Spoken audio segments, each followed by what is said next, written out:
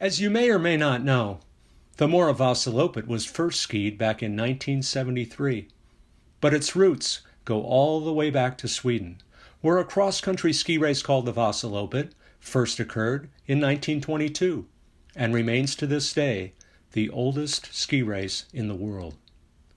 That race retraced a route supposedly used by King Vasa of Sweden. But just who was King Vasa? And why is the Vasaloppet named after him? Well, I think that Vasa was the king, and he was trying to get away from somebody. And so he strapped on a pair of skis and just got the heck out of there. Well, King Vasa was the king of Sweden, and he got to be King Vasa because of what he did previously.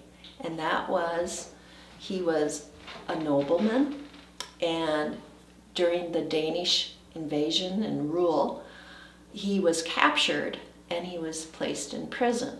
He's tricked by the King of Denmark to get on this ship, and he's taken back to Denmark, and he's held captive. Well, while he's held captive, he hears these soldiers talking about this planned attack on Sweden, and he somehow finagles his way out of captivity, gets across the North Sea, and over the course of that year makes his way north. And he's basically being pursued the whole time. And during that same time, his family and other noble people were invited to the square in Stockholm by the Danes. And unfortunately, it wasn't a party, it was a massacre instead. And so he got out of prison and he broke out and he went north, he fled.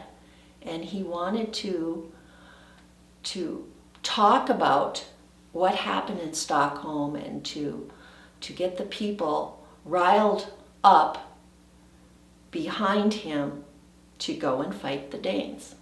He made it to the town of Mora, Sweden finally, and this was around Christmas time. So everybody's just celebrating Christmas. They're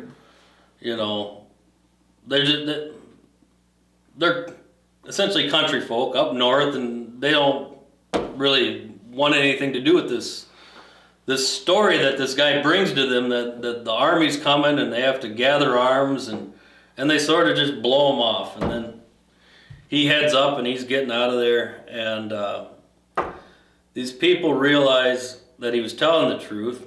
Another messenger arrives, so they send their two fastest skiers to go track him down about 90 kilometers or so north of Mora, and they bring him back, and that begins the story of the Swedish liberation of the tyranny of the yoke of Denmark.